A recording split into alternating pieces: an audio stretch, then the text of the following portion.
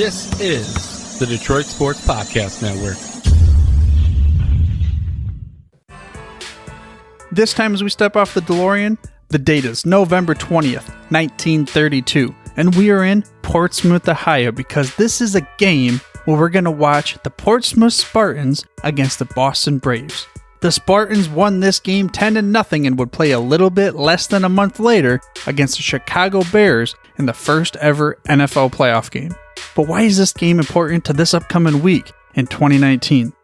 Well, the Lions are heading to Washington to take on the Redskins. And as we learned before, the Portsmouth Spartans were the predecessors of the Detroit Lions. On the other side of the ball, the Boston Braves were the predecessors of the Washington Redskins. So technically, this was the first time that the now Washington Redskins and the Detroit Lions squared off against each other. The Lions team won that game, and I don't know about you, but I'm planning on the same result, albeit maybe a few more points out there to pad my fantasy stats in this week's upcoming game. Now, if you want to learn more about the history of the 100 seasons of the NFL, head over to thefootballhistorydude.com. But for now, dudes, I'm through if you're through.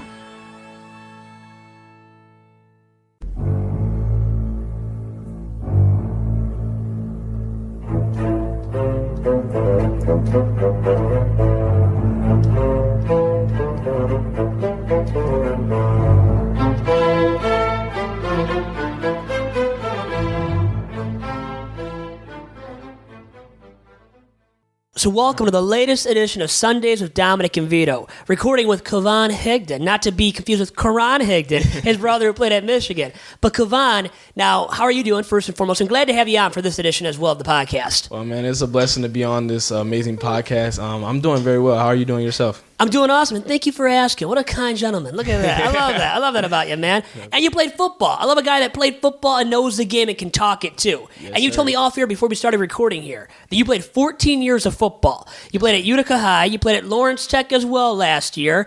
And how about your story? What has your journey been through football? Please tell my listeners and I all about that to start off here. Well, football, I started off at 5 years old. My mom got me into it because obviously my older brother played too.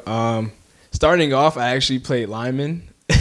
And then my second year, when I turned 7 years old, I actually played quarterback. And then ever since then, that's when I got into the skill position. And then, played Pop Warner through all those years. And then obviously went to high school ball at Utica. Broke some records here and there. Yeah, nothing too shabby there, huh? Yeah. That's pretty nice. Nothing too shabby, man. But and actually, I took my senior year. I led Utica to our first playoff appearance in 10 years. So that was a huge accomplishment. And I actually hold the record for the most solo tackles in a season. Look at that. Okay, yeah. Awesome. So a pretty nice crew with the Chieftains, right? The Utica Chieftains. Yes, so remember sir. that. Remember the name, too. Yep. At Utica there. Yep, Utica Chieftains. And then last year, I played my first collegiate season at Lawrence Tech. Only held to 5 games due to injury, but I went viral off one play. So that's one highlight I can definitely take from that season. Then now I'm here. What play was that, by the way? I haven't seen it. Now I have to check it out, obviously, too. You definitely have to check it out. It was against Pittsburgh club team. It was a punt return, and I went through the middle. I went to the outside, and then I ran over the punter in the end zone, and then overtime posted it, and then it just blew up from there. So my brother now would love to see that, too. He's the usual co-host of this podcast. You heard me mention Dominic, Yep. Vito and Dominic, authentic Italian names, You're right. And we've been doing this podcast now for a while. Not 10 episodes. Not 10 episodes deep yet. But Dominic is out for this week. But would love to check out that highlight. I've got to check it out, too, now. Oh, yeah, so, definitely. Instead of making highlights, though, out there on the football field, now you're creating them, watching guys and filming guys. How has that been for you, the transition as well, from playing the game to now covering it and being there to shoot film of these other guys that are making highlight plays, as you know? Right. Honestly, I think the transition was tough in a sense, but as far as me getting into the creativity portion, I've always had a creative mind. I've always done my own highlights, and I helped out some of my teammates. Always done graphics. I've been doing graphics since I was in middle school. So as far as the creative portion of it, that wasn't a hard transition. But the transition was the most difficult for me was feeling like I'm gonna let people down by making this transition. I was fearing that I would hurt people by making this decision. I would hurt my family, and I would lose support of a lot of people. So that was the hard part of it. It was tough times for me. And then what I learned, what God has taught me through that whole process was acceptance.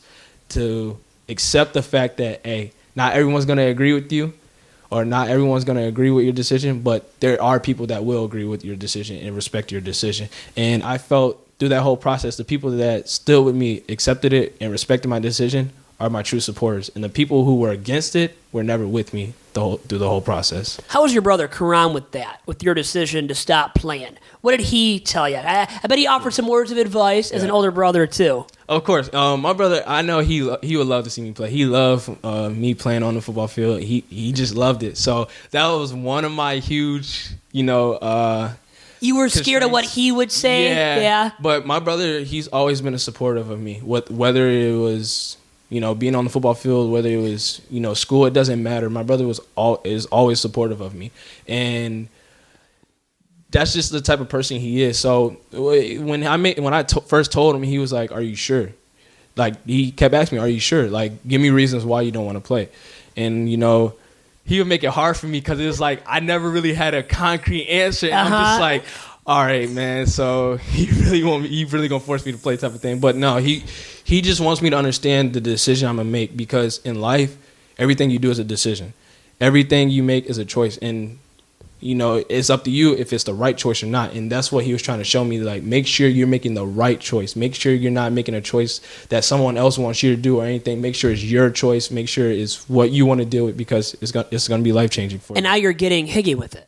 Is that your Twitter? Now, your Twitter handle is what, by the way, really quick? Highlight Higgy. Highlight _ Higgy. I love it, Higgy. Get Higgy with it. And you always have. Karan has as well, obviously. Yes. Now, what has he taught you about the game of football, about life as well away from the game? And you kind of already started talking about that a little bit, too, about going into a decision that you're making the right decision for yourself, and that somebody, I like that advice, too, that somebody is not making you make that decision, but you want to do it yourself, too. And we all should think that way as well, I know. Of course. What he's taught me a lot, man. That's literally my role model. Like, that's really him and my mother are the two people I really look up to, man.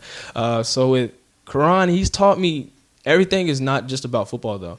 Like, you can play football and you can take things from it. Like, me playing football, I took a lot of things from it, and I never really looked at it like that until he's taught me that, to really think of it. Okay, as you working with a team to get a great accomplishment type of thing, that's the same thing as outside of football, working with a team, of me creating videos for it, you get that huge accomplishment. So he's really taught me. It's so hard to explain because he's taught me a lot, man. He's taught me, respect. He's taught me toughness, mental toughness, always taking care of my body, making sure others are good, leadership, It's endless, probably an endless list. And I'm putting you on the hot seat, like right now, to think of all this stuff. Yeah, man. And it's been endless over the years. He's been a great role model and brother to you, obviously. Yes. Now, how about you playing through injuries? You mentioned how, last year at Lawrence Tech, you played at Lawrence Tech last season, dealt with injuries, though. And, throughout football, right, it's a violent sport, as you know. So you really can't ever avoid the injury bug completely. I think after playing 14 years, you're going to deal with some kind of collision and injury subsequently, too. Right. So speak upon that, too, for me right now, my listeners, about how hard it is at times dealing with the injuries and going through them, and mentally, the mental side of things as well. Yeah, man, it was tough, man. It was really tough for me. Like I said, Karan's taught me toughness. So with that being said, so whenever I got injured, it was just like, nah, man, you're tougher than this. Telling myself mentally, nah, you're tougher than this. Like, nah, push through it, fight through it. And not knowing that I'm making it worse for myself. So for example, like last year, it was fall camp. Prior to this, I always have ankle injuries. And then, what do you know? My summer camp, I injured my ankle. And then, it was a recovery time. And then I come back the same exact day I came back to finally practice again. I injured the other ankle. So it was just tough, man. Not being able to be on the field, not being able to, get better, not being able to produce for your teammates and, help everything out. Because It was tough, man. Like me, I'm not a sideline guy. I never sit on the sideline unless it's like kickoff or anything like that. I always want to be on the field, no matter where it is. I always want to be on the field. So seeing that, it was just tough, and yeah, it was just tough mentally. And I remember it was actually going into spring season. Before the spring game, I actually got a concussion to where it was bad to the point where I couldn't even go to class, and I just had to sit in my room in the dark. And so all I did was think, and like, man, it was just times where like I just cried, man, because it was tough. And that can be depressing too. Yeah, and you hear about the mental side of things and mental health, and now there's more and more awareness brought to it because of guys like Kevin Love in the NBA, right? Yep. Superstars that are bringing attention to it, which is stellar. Yep. But what you have to deal with, right? It is severe at times. The mental side of things. Not only is it a concussion, severe physical injury, right, for your mind, your brain, right, but mindset mentally moving forward too, and what you have to deal with, right? Yep. So what you just said, it can be tough, and that's like example A. It sounds like too of how tough it can be, huh? Oh yeah, it's very tough, man. It was hard times, man. It was definitely hard times for sure. Yeah, the mental side can just be so grueling, so darn grueling at times. Yep. Now, how about this, transition of you being creative now, getting into the creative side of things and shooting film? How has that been so far this season? Because you are all over the sidelines, had all these big games, Belleville games, shooting Andre Selden, all these big-time studs that are going to Michigan and other D1 schools and going to play collegiately all over the place. So how has that been thus far this season for you? It's actually been amazing, actually, because I shot my first film. It wasn't sports related, but my first film, it was in June. It was June 7th, I believe. So I was just thinking about this yesterday, actually. So me thinking from then to now where I'm at, I have a tremendous amount of growth that is just shocking to me. Everything's just been amazing. Like everything's just really been a blessing. And like every game, I meet new people, it's new connections, new networking. Like meeting you at the Belleville game. That was crazy, game. Right? Right. It was just crazy, and it's helping me gain exposure because the whole purpose of me doing all this is it's not about me and it's not about making money. It's about giving exposure to these athletes that deserve it. Obviously everyone's gonna feature, the 4 stars, the 5 stars. Everyone's gonna get those. But what about these 3 stars, 2 stars? Or maybe no-star kids that are underrated but are just as good as these 5 stars, And by me doing this is helping me gain exposure to them for recruitment because I know how it feels to, not have an offer going into senior year, waiting on your first offer and things like that. So that's really why I do it, man. It's the kids that's helping me. It's the kids that support. I have parents come up to me too, but it's really the athletes that make me keep going and make me really want to do this. And then how about being unheralded? How tough is that? Under the radar prospect, not having a lot of colleges looking at you, showing you love. How tough is that as well at times? Because you experienced it yourself from being at Utica, really being a stud. You mentioned all those records, right? I mean, not to toot your horn more, but you really deserve it. What you did, and you deserve probably some more offers than you received. And other kids are going through that. Right. So how tough is that at times as well? Man, it's tough. It's depressing. It's just like getting injured. It's depressing. But it's the strong ones that fight through it. Obviously the reason why I didn't get heavily recruited is obviously my size. I'm small, and not only that, but Utica is not really on the radar as far as like Cass Tech or Detroit Martin Luther King or something like that. But honestly, my work ethic, I didn't let that mentally defeat me, just for the simple fact because I feel that everyone has a home somewhere. I know someone's looking at me and someone's gonna want me, at their place. And so, honestly, I just fought through it. It's tough, though. I'm not going to lie. I know it's tough. For athletes, if any athletes are listening that are under the radar, it's tough, man. But you got to keep fighting. You got to keep climbing because there's a home out there for you somewhere. Keep fighting all the time, even through injuries. And it makes me think of this. I'm going to make you put on your analyst hat now, okay, for the first time today on Sundays of Dominic and Vito. So you got the hat anyway. So yeah. Matthew Stafford, I just thought of. As you were saying about battling through injuries and nagging injuries. This guy, debilitating back issues right now he's dealing with this season. But still, there is a possibility he comes back and plays because he's a warrior. Right. So how do you deal with that and balance all of that when you're an athlete? And you said it yourself. That's why I really thought of this, too, how you wanted to get back out there. You're not a sideline guy. You want to be out there on the field, even despite injury. You want to be out there playing with your teammates, right, and supporting them. Right. So how about Stafford now, from his vantage point? What do you think is best for him to do? And speak upon that, again, about balancing, the mindset of how bad this could be for me long-term with my health, but also wanting to go out there because I want to help my teammates win. And by you being out there, by Stafford being out there for the Lions, it benefits your squad. Yeah, definitely. I know Stafford wants to be out there, no doubt about it. He's a leader. He's a great QB. You know, obviously he has a lot of records and things like that. He really produces for the Lions. Me personally, only you know your body. You know, no one can. You can go to doctors; they'll diagnose you and stuff, but only you truly know your body, and only you truly know how much pain you're really in. So I feel, obviously, as a QB, you're gonna take hits. You're gonna get sacked and things like that. So I really never played the QB position, so I can't understand how much, you know, pain tolerance you can take as far as being a QB.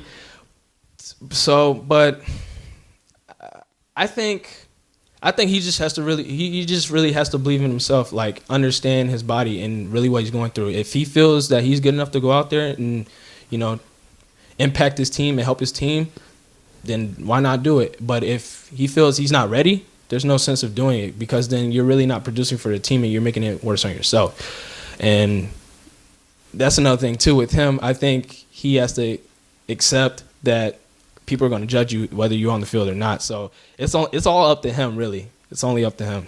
And the Lions being 3-6-1 now. Now, I don't know how much you watch the Lions, how much you care about them.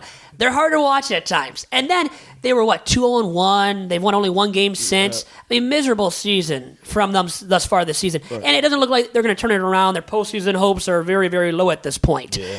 But Stafford has been great when he has played. Yeah, of course. He's been out there. He's been stellar and an MVP caliber quarterback, you can argue. Yep. So back to you with the analyst hat on, okay? I hope you're ready for this one.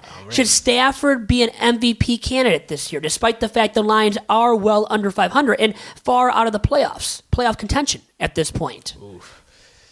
Should he be? Honestly, I just think how the MVP is set up is, yes, he's been spectacular. He's been doing, you know, great things, but at the end of the day, it all comes down to wins. I think. So as far as that, obviously they're not high in the winning percentage. So if it was an MVP solely on just like what he does as a quarterback, then yes, I would agree. But as far as an MVP candidate as the most valuable player to produce for their team to get wins, I don't think so. And let's switch to this now. Okay, we're going to make a quick pivot here. All right, cool. But to running backs and to your brother again. How tough was it at times to watch your brother succeed as much as he did, but not get love? Like last year as a senior, rushed for 1,000+ yards, but still get dogged. And as not an outsider, but as a family member too, to see him get dogged at times, despite the fact that he was a very competent number one back, rushed for 1,000+ yards. The year before, as you know, almost 1,000 yards. Yep. So very steady, Freddy kind of dude in the backfield for the Wolverines, especially his final 2 seasons in Ann Arbor, but still not get the love that he deserved. And I know you thought he deserved, right? At times. How tough was that as his brother to see that happen with Karan? Honestly, it wasn't tough for me. Just because, like, my brother, he feeds off adversity. He does. Like the same thing he kind of went through at Michigan, he kind of went through at high school. So seeing him go through it, I'm just like, I just sit back and chill, because that's just the fuel to the fire. I'm like, you guys gonna see, he's gonna open your eyes. So that it doesn't affect me as much as people would think. I just sit there and laugh, because it's like, he's gonna be successful. Watch, like, you guys are just adding fuel to the fire. You guys are just gonna make him show you guys and prove you guys wrong. Now, what do you think about Michigan football this season? You know, last year they had their revenge tour, but had that ugly defeat, right? The hands of Ohio State, last game of the year to allow 62 points. I mean, God, nobody saw that coming, right? We all thought Michigan had the chance to win that game, even on the road at Ohio State. Now, transition to this season, and the year didn't start off the greatest, especially offensively, as you know. Right. But now since, you've had some quality W's, including that rout of Notre Dame. I mean, how great was that to see, right? That was a good one. So how about this season collectively? What have you thought of it up to this point, Kavon? This season, honestly, it reminds me, correct me if I'm wrong, either the 2015 or 2016 season, when they kind of started off slow, and then they... Yeah, 2015, when Harbaugh first took over. Yeah. They lost to Utah that first game. Yep, it was that season. Yep, I remember that. So that's the kind of vibe I'm getting from this season. Like, I think that second half of Penn State is where they turned everything around. And now they're cooking on offense. You know, they're finding, great players. The defense is playing well. So right now, I think they're on a roll, and I think they're on a great hot start.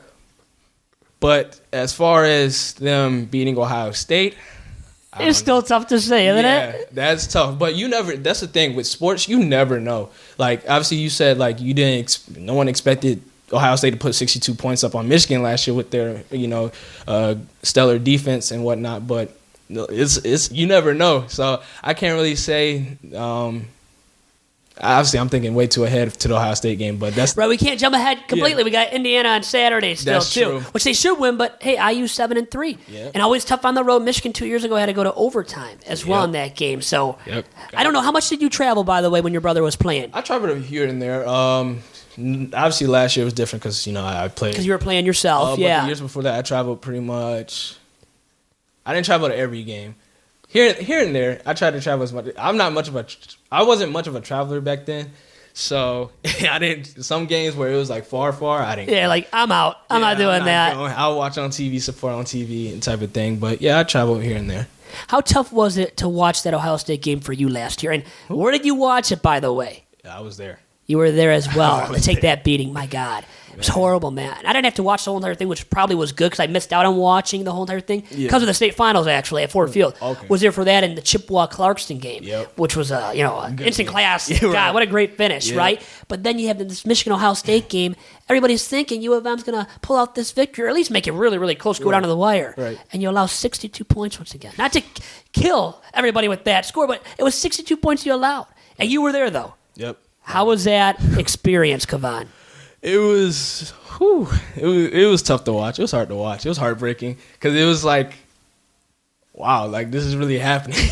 Couldn't believe it. It's like, and wasn't it gut wrenching? And then you have a brother on the team as well. I could see where it was gut wrenching for me for an outsider. I don't have any relative on the team, Right. But then to see that, and they were so hot once again. That revenge tour, which Chase Winovich started, right? Yep. But everybody fed into that. Yep. And then that happens, man. And then it was hard. It was heartbreaking for me because prior to that game, I don't know if you've seen it or not, but Mike Weber, the viral thing of my brother saying like guaranteed win or whatever. Yep. Like obviously, like he's not gonna say his team's gonna lose, so obviously my brother's gonna say that. I think that was taken out of proportion, wasn't it, too? Yeah, it was taken out of proportion, and so then Mike Weber quote tweeted it, and I forgot he said something.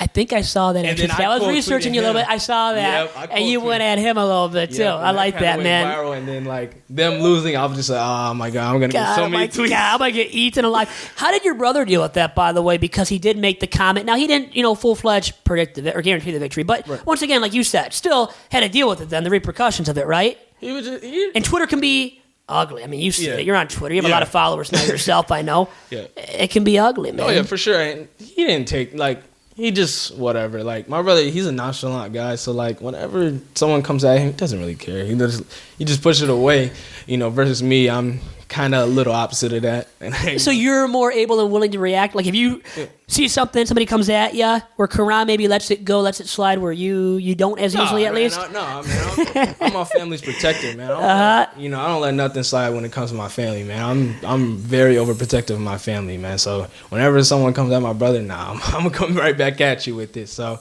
yeah, that's just how it is. But as far as my brother, taking criticism or taking, negative comments or negative feedback, it doesn't affect him. Who was a better football player growing up? Karan or you? Now, I know there is the age gap, which does affect probably your answer a little bit too, and Karan's, and I bet you guys have different answers. For sure. Or perhaps at least. I'll let you comment now. I can't really say who's better football player. If we had to speak on running back, obviously him. He's a better running back. But me, I'm a more versatile guy. Okay, more the athlete per se, right? With that Yeah. label, slap Yeah. that label on you, right? Yeah, but don't get me wrong, my brother's an athlete too. He could play defense too. He was a hard hitter. He's got a big body, man. He's bulky, can take the hits too, can deliver a bulldozing. I mean, bulldoze you when he runs over you too. Right. So, All right, so but I feel. See, with the thing with my brother, we never try to compare each other. okay. Or try So to even compare. now, even right now on these airwaves, on Sundays with Dominic and Vito, you don't want to compare too much, huh? No, I mean, I don't mind answering. Yeah. But Yeah, it just if we talk about versatility, I give it to myself. Okay. And I'm faster too. So, you know what? How about these current Michigan running backs now? Hassan Haskins, Zach Charbonnet. How good do you think they are? Are they capable guys that can lead the way, you think, the rest of the way this season? Into the future, too, because they're both young guys, as you know, too. I think they're pretty solid. And they have been. They've been pretty impressive. Yeah. I mean, good enough, I guess you could say, this season, it looks like. Yeah, they've been pretty impressive for sure. They definitely have the heart. They definitely have the skill set to be like the feature backs. But as far as the running back position, it's gonna be difficult now that Chris Evans is coming back. He's coming back too for 2020. Yep. That's a big thing. How big of a difference maker could that be, you think? I don't know, because it's like, but you never know with college. You never know who's really putting in the work outside of the game. So I don't know, because obviously Chris Evans, he's really good. So it's gonna be tough, man. They have a lot of great backs for great potential. It's just they got to make the right choice. Absolutely. Who's going to put in the most work? Who's going to show that they have the dog the most? Who's going to, put in the extra work? Not just the work that you have to do at practice. Who's going to stay after practice for a good hour and a half to actually put in the extra work to be featured, who wants to show that they want to start, be great. And Michigan continues to have this great pipeline of talent coming in from the high school ranks, including at Belleville. We were there last week. Yep. I saw you there, met you there, Kavon. Yep. Great talking to you. Great talking to you now as well on Sundays with Dominic and Vito. Yes, but it makes me think of this,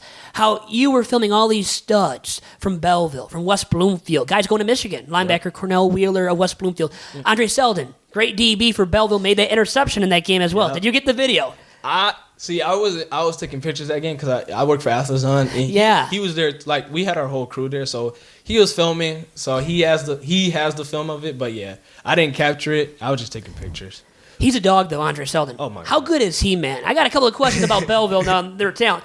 Starting with Andre Seldon, how good is he, you think? He's great. Like, last year, even the year I was playing, I heard his name, and I'm just like, obviously he had a lot of hype around him. Like, I never really checked them out till this year. So I filmed them against Woodhaven. So I'm like, I hear about this team. I hear about Bill, but I never really watched Bill. So I'm like, let me go check them out. He's legit. He's legit. He's a dog, man. He's a huge playmaker. And it doesn't matter where you have him at on the field, he'll make a play. He reminds me of Jabril Peppers. Okay. He reminds me of him. Could be an instant stud, you think, at Michigan, too? Like, freshman year. Next year, going to be a stud, you think? Oh, yeah. He's early enrollment, too. So that's going to help him a lot, as far as getting bigger. But as far as skill set, yeah, man, he's good enough. He's good enough. No doubt about it. And then Belleville, talent-wise, outside of Andre Seldon, too. I mean, gosh, supremely gifted and talented athletes all over on both sides of the field, Kavon. Yeah. Talk about how good they are. And are they the best team right now in D1, maybe the rest of high school football in the state of Michigan, too? Which is harder to say without seeing everybody I know as well. Right. But how about D1, at least, from what you've seen so far covering these games and teams throughout the season? D1, yes, no doubt about it. I'm not even gonna. There's no thing. No argument about it. No argument. Okay. They're the best because to me the best two D1 teams were West Bloomfield and Belleville. But as far as the state, I don't know because I really never seen Muskegon. I've obviously watched Cameron Martinez. Yeah, he's fun to watch. And then, my God, he's awesome, man. Dual threat ability. Right, but it's like it's different when you play like Belleville, where it's like it's basically the same type of skill set on both sides, on both teams. So it's like that's a game I really would want to see. Too bad it can't be played, right? Why can't we get that done? The MHSAA, get that done for us, right? Like the most talented teams, two best. Because I think they are the two best teams in the state. Muskegon, they've rolled over everybody. Right. And Belleville, by beating West Bloomfield. That was huge. That was huge to get over that hump, which they beat West Bloomfield last year, too. Yep, but still, to do it again, now they're in the semis, and they lost a year ago against Chippewa. Yep. So Crowell and company, I mean, they better get it done. Yeah, don't get me wrong, though. Like, the other teams that are in, the semifinal race to get in the championship, they're great teams too. Like Stevenson, they have shocked me majorly. I did not see that coming. But as me being a former MAC athlete, I'm actually proud and happy that they're successful with that. But yeah, there are a lot of great teams like in every division. Like I think Muskegon is great. But I think River Rouge is going to give them a run for their money, though. Rouge and Corey Parker, man, they got some talent too, and they're building a program over the last, I don't know how many years, 7, 8 years. Corey Parker's been there maybe a decade now, but they're really good. Yeah. Speaking of Muskegon, though, and that Cameron Martinez. Yeah. So how much film have you watched on him? Because I want you to put your analyst hat back on. You already have it on, I know, but anyways, about Cam, and how good is he, and can he be a quarterback at the next level? Because a lot of people still doubt that about him, even though he's put up the numbers this season, definitely, and throughout his high school career at Muskegon too. Man, he's amazing. Because I was actually gonna try to go out there and film him. Obviously if they make it to the state finals, I'm gonna film him for sure. Awesome. But man, I watched his huddle. I watched videos on him, and man, he can fly. As far as him being a pure athlete, arguably he's probably the number one like pure athlete in the whole state. To me, it's just his ability. But as far as him playing quarterback, I think he can. I believe he can. At Ohio State, though, that's a bigger question because it's at that high of a level where Ohio State competes for national titles. But you tell me. That's the thing. But honestly, I would never put limitations on anybody. So do I believe he can do it? Of course, I believe he can do it. Now, will it be difficult to do? Yes, for him. So I don't know what the plans are for him at Ohio State. I don't know if they're trying to transition him to a running back or a slot receiver. You think to wideout maybe? How good could he be as a slot wideout too? My God, he could be good anywhere on the field. You think so? Because he's just that supremely gifted athlete. He's honestly just gifted. And I'm just like watching him just with the ball in his hands, like he makes magic happen. Like just it's like you rarely see that, around the Midwest, like that type of talent. Like you rarely see that. So just to see him do that, it's amazing. But yeah, as far as him playing QB, like I said, I think he can do it. Will it be difficult? Of course, but not everything is given to you. Not everything's easy in life. So you just got to make it happen. I like that take. That's awesome, man. He's got to work at it, right? And really, we all do to a certain extent. So he will at Ohio State, definitely. We'll see if he starts or whenever he gets a chance to play. And it might be, here's the thing, he's so gifted, so he's not going to probably play quarterback freshman year. But he's going to play somewhere else. He's so good once again. Slot receiver or something. He'll be on the field. He will be on the field. I don't know. It doesn't matter where he's at, but Cameron Martinez will be on the field regardless. Now, the guy up close and personal that you've seen, that you think has been the best player, because you haven't seen Cam Martinez up close and personal, correct? Now, you've seen Andre Seldon defensively, all those studs. How about best offensive player, then, that you've seen up close and personal shooting film for Athlazon? Best offensive Making you think a little bit. Come on, you're on the hot seat now, man. Making you think a little bit here. Man, it's honestly hard for me to say the best because I've seen so many. Or, give me a few names. That'll make it easier on you, too. I know, you're on the hot seat. Offensive player, Donovan Edwards. That's okay. DeAndre Bully from River Rouge. He's good. You know what? Another kid with no offers, man. Yeah. Right? I mean, he's got a couple, but what? Small school offers, and that's it. He actually just opened his recruitment back up because he was committed to Akron. Akron, right? Yep. You're right. He did decommit, and I wonder because he hears some people chirping in his ear that he can get some better offers, too. Can get, you think so? Oh, yeah, for sure. Man, you do not see a kid that's 200 plus running like him that can move, that's elusive, and with great vision. Man, you do not see that here. You do not see that. Like, that's amazing for him. I mean, I think some people say he's 250. I don't know his weight. But regardless of what, to be that size and to move like him, I'll take that back any given day. Any given day. But, yeah. I like that name drop because, you know what? I don't think a lot of people would necessarily bring him up. Like, he deserves some love, DeAndre Bully, too. I think he's garnering more, though, recognition, though, as the season has progressed. And, like, I saw him up close and personal against CC, Catholic Central. Yep.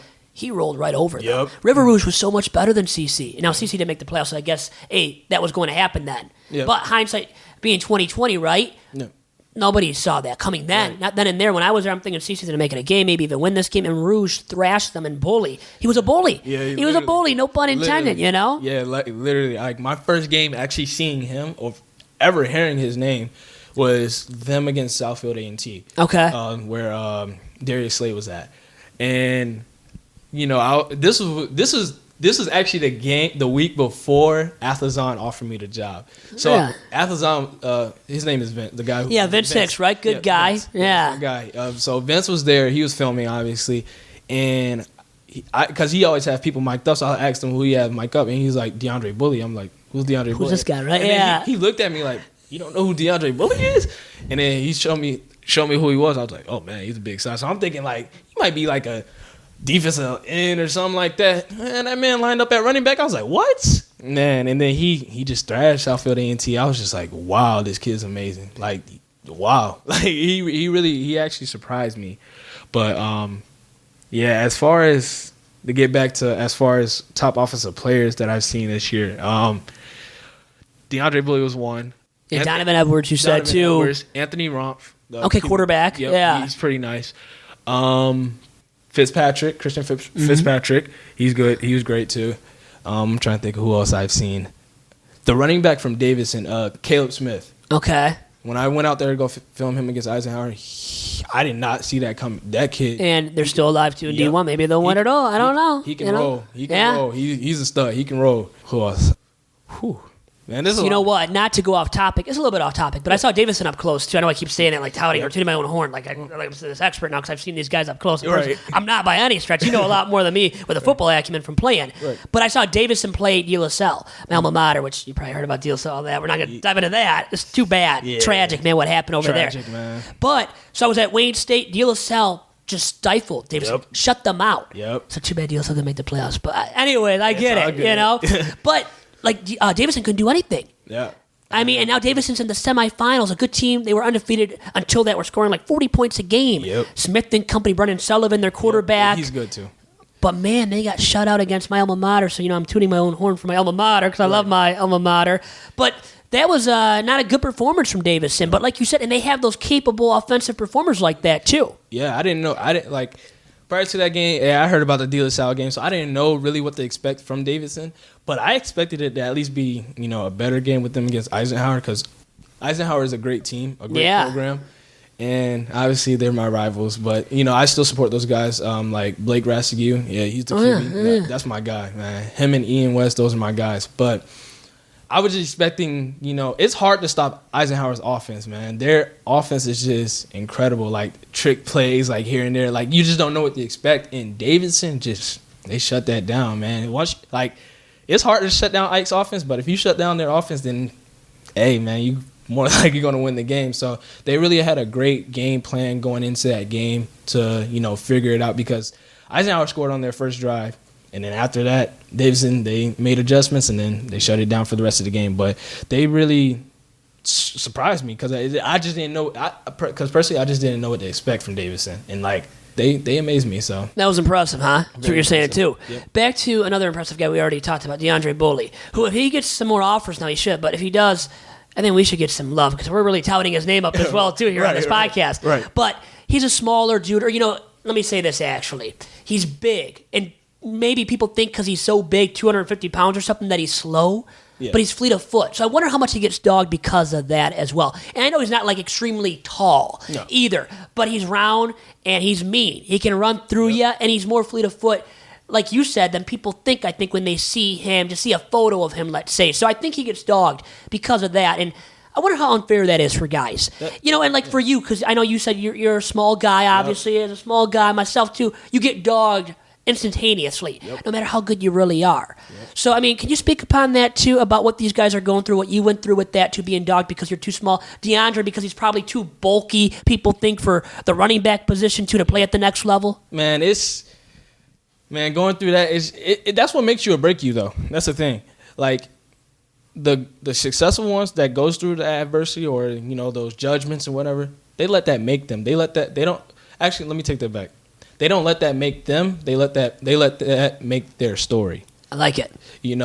So DeAndre, though, he's a great kid, and he's letting that make his story. He doesn't feed off. He feeds off the haters. He feeds off the judgments. He's gonna prove everybody wrong. Those are the type of kids that are gonna simply be successful because you're gonna have people judge you. You're gonna have people not agree with you. You're gonna have people show negativity and whatnot. But if you don't let that affect you or you build off that, the sky's the limit. And so that's what I'm trying to help preach to athletes. I always, try to reach out to athletes and, hey, send me y'all huddles and whatnot. Try to reach out to them to let them know, hey, I'm here to support you. I'm here to tell you you're good enough. Regardless if you're not recruited by this D1 school or you're only recruited by D3 school, it does not matter. You're good enough to play college ball, regardless of what you think. And that's what I always try to preach to them and let them know that, hey, I'm like I have kids call me big bro. Like, I love it, man. kids- You're like a mentor now to these guys that are younger than you. Exactly. So I'm like a mentor to them, and just to let them know, like, as far as me experiencing it, like, let them know, hey, it's possible. Push through it. Like, don't quit, because that's the thing. Like, a lot of kids, there's a lot of great talent that just ends up quitting because, I didn't get offered. Well, I'm not good enough. They tell themselves they're not good enough. Or maybe you never know what's going on at home, so they maybe don't have the great support system type of thing. So that's why I'm glad I started doing this, just to help those kids. Hey, you can come talk to me. You can come reach out to me. Come talk to me. I will let you know how I went through it or how to get past it type of thing. So, yeah. Man. Well, getting higgy with it. Yeah, Once exactly. again, I mean, but you've been through the fire. A guy like me, this random dude, can go up to you and say, "Oh, you're good enough." What does it mean coming from me? It should mean something. I get it. Yeah. But you've been through the fire. Yep. You've played. Yep. They can trust your opinion. Like I would. If I was a football player right now in high school and I wasn't getting these offers, I would look at your story and I would believe you. It would motivate me and keep me working hard. Or once again, I think there are these other guys that try to do what you do and are with the shooting of film and whatnot, but have they played the game of football? Right. And that's the difference. And let me say something for you, too, out of respect for you and what I saw last week, that Belleville-West Bloomfield game. I saw guys coming up to you, Yeah. Belleville guys, and we're not going to say everything they said. I know I heard something else, too. Yeah. And they were really giving you a lot of props. And I could tell they really respected you. Yeah. And because of, once again, you played the game. Right. These other guys trying to do it, trying to replicate your model and what you're doing now successful, they haven't played. Right. So I give you a lot of credit for that, and it shows. It means a lot to these guys, and it definitely did. To tell everybody out there, it definitely did, because I saw it firsthand to those Belleville guys last week. Yeah. So Those it's guys- awesome, man. They love you, man. I can tell they love you. They And that's do, a big man. thing. That's a big thing, man. They do, man. I like those guys. It's literally, like I said, man. It feels like I just made a whole bunch of little brothers, man. Those guys, they always reach out to me, man. Like, hey, man, when we coming to our next game, man, we want you out here, man. We don't want these other film crews. Like, I get all that type of stuff, man. They just love me, man. Or, I get random messages out of the day, just throughout the day, just like, hey, bro, I love what you're doing, man. Keep going, type of thing. Like as it makes me feel good inside. Probably even motivates you now. I mean, Yeah, you're motivating them, exactly. right? You've motivated them. Now they're motivating you, actually, right? It's a Exactly. nice little relationship you got now, right? Exactly. It's like I take something and I get give back type of thing. Like that's why I keep doing it, man. These kids motivate me. They literally motivate me, and parents also, because I do get some parents messaging me too. But mainly these kids, man, just seeing the impact. Like for instance, it was one kid I forgot his name, but he went to Centerline, and this was around the time where I was just like, sharing highlights and stuff like that, saying a, amazing message about their film and like getting people to watch their film. He actually messaged me and he was like, man, you don't know how much that actually meant to me, man. Like, that just pushed me to keep going and keep going and, keep pursuing, man. I really greatly appreciate that. And I'm just like, bro, no problem. Because like I said, like, I don't know what he was going through. I don't know that kid personally. You never know what someone's going through. You don't know if someone's on the verge of quitting. You don't know, like, I hope not, but you never know if someone's on the verge of, committing suicide or any, you never know what anyone's going through. So by me doing this, it really impacts them. And to me, honestly, I feel like support is the best love you can give anyone. And so that's why I've always reach out to kids and support them, because it makes them feel great about themselves. Who motivated you growing up? Now, you said your mom and Karan, right, influential to you. So those individuals did, right? Yeah, for sure. If I had to pick one, my mom. Okay. I get everything that I do is from my mom, man. It's the strongest person I know on this planet. I like, male or female, strongest person I know, man. I love my dad too. He came back in my life. Prior he wasn't in my life before, but he's came. Now back, he has been recently. and he's fixed himself up. But my Good. mom, growing up, man, raising 3 boys by herself. But to say, how many siblings do you have? Because we keep talking about Karan and only Karan, but you have another. I have 2 younger siblings. Okay. I have a younger brother and a younger sister. Got ya. Keon and Katoria. So shout out to them too, because they deserve a shout out as well, right? Not just about you and Karan here. Come on, man, right? So Right, but yeah, man, my mom, she's been through so much adversity, sacrificed so much for us, man. It's only right, man, we get back to her, because everything, like I said, everything's for her, man. Like, literally everything. It's we do is beautiful, for her, man. because bro, I can get emotional about it because without her, man, it's like none of this would be possible, man. You know, when Karan, no one knows this. Well, maybe some people know this. He did mention it, but when Karan first started football, he was gonna quit. My mom did not let him quit. And now look at him. My God, man. You know, because your mom. Yep. I mean, you guys love your mom and respect your mom. And that says a lot about, I think, especially a guy, right? Don't they say that if you love your mom, you're going to treat women for sure, right? Later in life, when you have the girlfriend. Yep. You have a girlfriend too? I do, and you probably treat her right then. I mean, and that's the thing, right? It treats us as guys to treat women the proper way. If we love and respect our mom, I can say that myself with my mom. I can tell you do with your mom. It means a lot. How about teaching these guys growing up that too? Which it's not a lost art, loving and respecting your mom, but the importance of that. I mean, it has to be emphasized, and today too. Oh yeah, my mom. No, man, my mom didn't play that. We knew. You knew right away. Hey, I better be respecting my mom, huh? Yeah, we knew right from wrong. Like we knew right away. My mom taught us that, and that's why we are the men we are today. Is because of her. She's taught us that. She's preached everything to us and showed us. She showed us the way, and a lot of people think like, oh, how can a woman show you how to be a man? It's possible. It's possible, man. Oh, yeah. It's possible, man. So big shout out to my mom for sure, man, because without her, none of this would be happening for sure. I love it. And what's her first name, by the way? Samantha. Big shout out to Samantha. And last name Higdon then? Christian. Samantha Christian. Big shout out to Samantha Christian for raising you as a fine gentleman now. I know you are. Now, how about a motivational guy for you at the next level playing in the NFL that you watched growing up that really motivated you to keep playing and to want to play the game of football? And there might be a guy or two I know as well that really motivated you when you were younger too. One, there's honestly a lot, but honestly a few that I can remember off the top of my Tavon Austin. Okay. Every Pop Warner, every single game, like every pregame, I'll always watch his highlights. When he was at West Virginia, I always watch his highlights, no matter what. Like me and what led you to him, by the way? Honestly, I'm trying to think. I mean, I know Tavon Austin, who that is, but it's not like he's this huge name. You always think, oh, this guy's going to bring up, I don't know, a big name receiver like a Kelvin Johnson guy you grew up watching, which we all love, but somebody else, right? That meant a little bit more to you, huh? Yeah, because I remember it was, I want to say 8 or 9. I think he was in his senior year of high school. I watched his senior year of high school mixtape.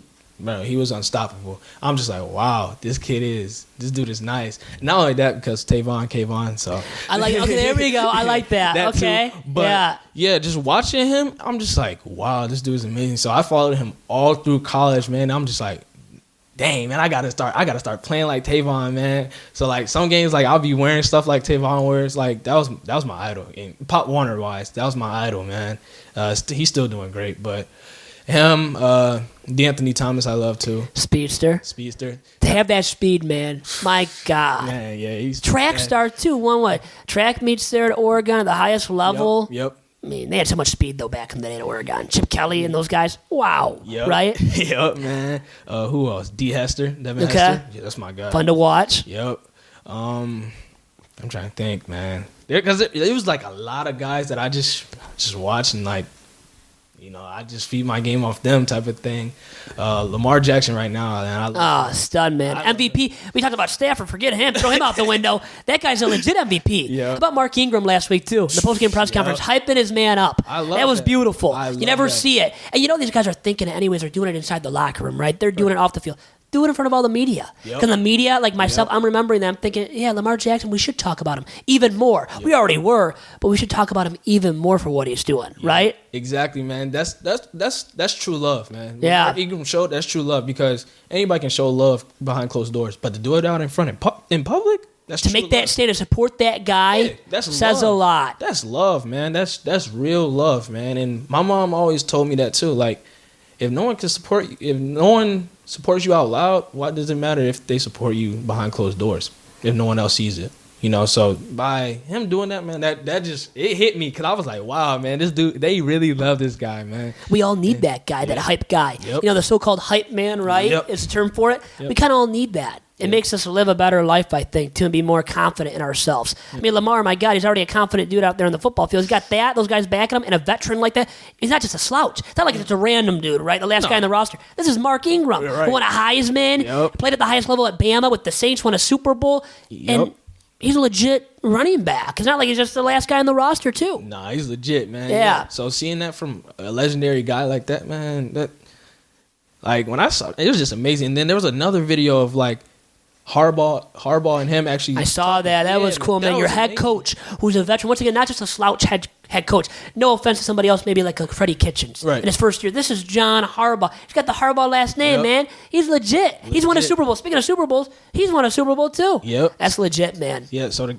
to hear that from him, like to tell you you're great, man. Like I can only imagine what was going through Lamar's like mind, because like he did that. And honestly, obviously he knows the cameras were on him, but it's not like he was really mic'd up or anything. It was just he came up to him on the bench and was telling him that mid-game. So like to see that true bond, that true relationship, like, man, that's unthinkable. Like any player would want to have that type of relationship with their coach, man. That's real love. That's how it should be. And it's not always like that. I bet you've had the experiences too. Did you have any of those experiences where the guy hasn't always really supported you full-fledged on and off the field? Oh no, honestly, because it was like whenever I was on the field, I was always a playmaker. So they always, gave me the They wanted you to get the ball, that kind of deal. Going to support you because of that too. Yeah, they always supported me just because of my ability. Now, the question that I don't know is if they only supported me just because what I can do with the ball in my hands, or if they actually really supported me for who I was. And if I had to pick out and choose some coaches that were I know there for me even beyond football, was definitely the head coach, Coach Maruli. Well, pretty much the whole Utica staff, actually. I'm not even going to but definitely Coach Maruli, Coach Carlin, Coach Hines, all those guys, they always supported me, whether it was on the field, off the field, on the track, off the track. It doesn't matter. Those are always my guys. I still stay in contact with them. They always check in on me and stuff like that. And Coach McEwen, the defensive coordinator, our defensive coordinator last year at Lawrence Tech, he's now the defensive coordinator at Saginaw Valley State. He always gives me opportunities to come up there to Saginaw, go film. Nice. And, we stay in contact. That's my guy, man. Whenever I need something, man, I know I can go to him. Whenever he needs something, he knows he can come to me. So I definitely built some great relationships with coaches. So, yeah. Now, we're talking all about this, and you playing. Having had played is the key way of putting it, because you're not playing anymore. Right. So I got to get to this now. Do you miss playing the game of football? No. And especially, so not even after us talking about all these different guys that have played, are playing, your different experiences. Still no, huh? No, it's just because I think there's times where it's like, like where you have that flashback type of thing, but it's like, as far as me going out and doing everything all again, I don't miss it, just because it's the simple fact I've already made the decision, the transition to now what I'm doing. So if I sit there and try to reminisce and look back on everything, then it's just eventually there's going to come a point in time where I'm going to regret my decision type of thing. So I don't ever really try to think of it too much. Even when I go out and go film games, it's just you're not thinking like, hey, man, I could be out there making that same play. Or I know I made that play. I made that play at Utica and back in the day. No, like I don't,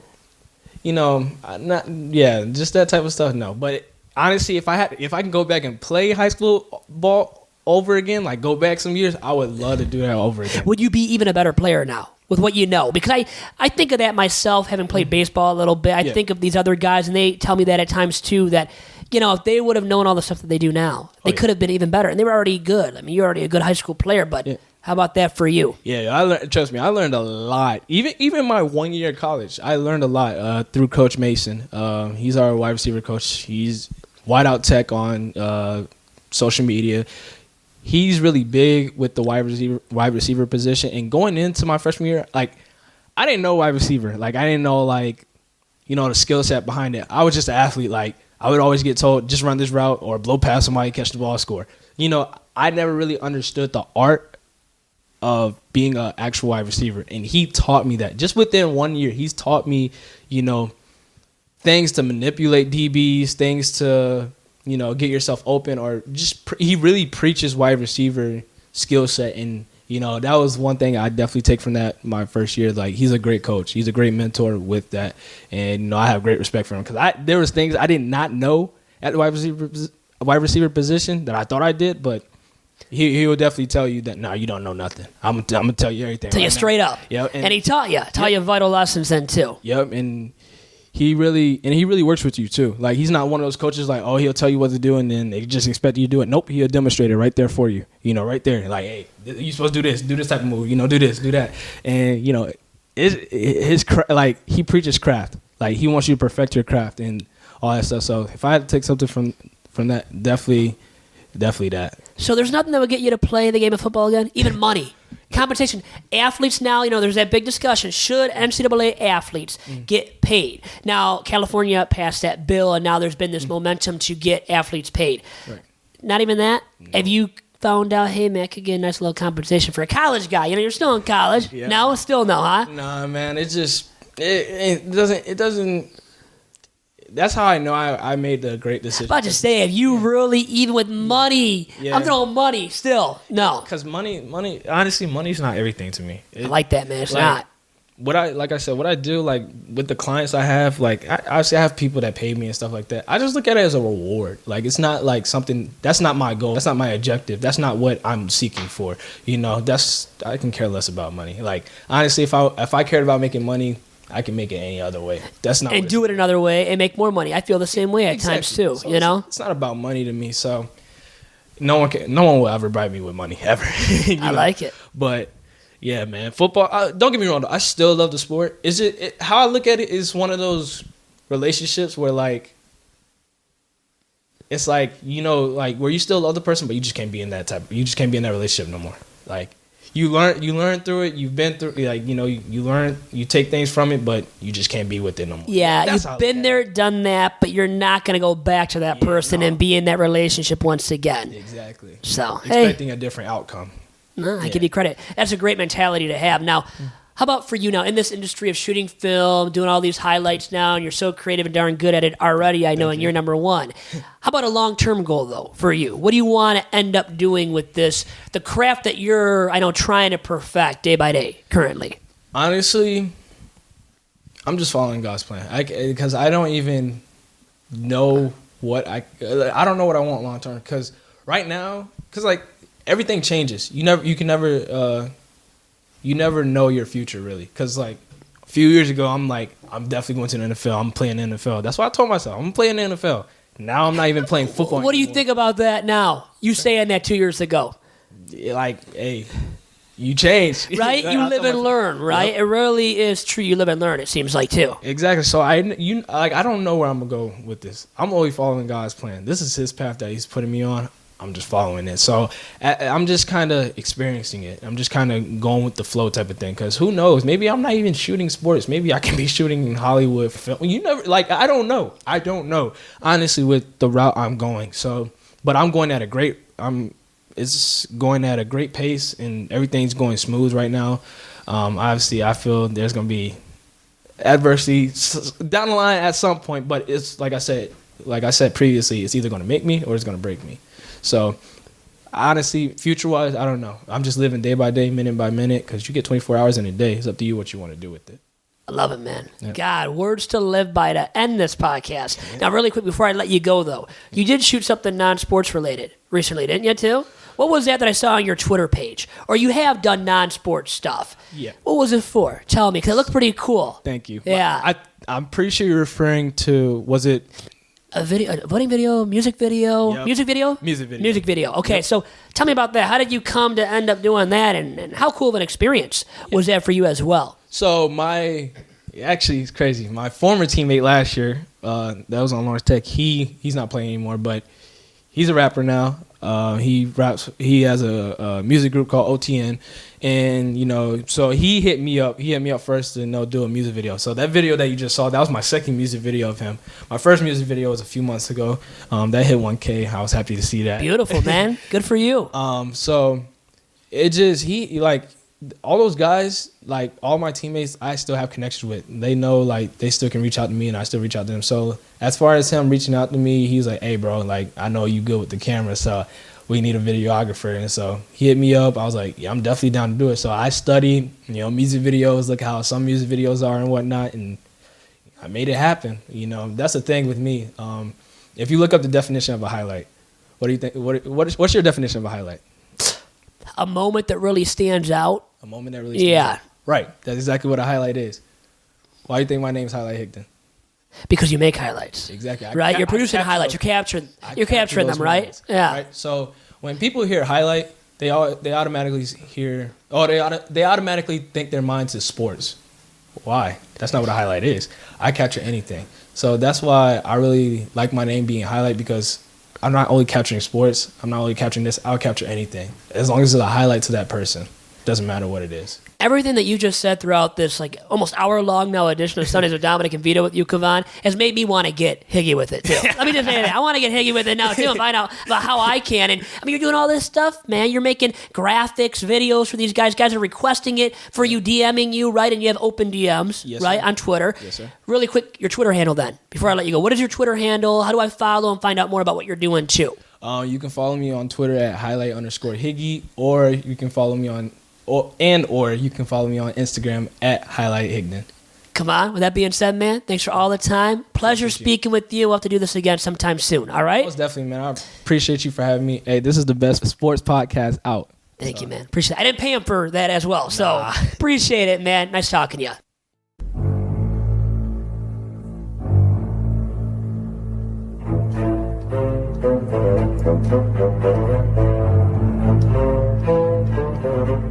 Thank you.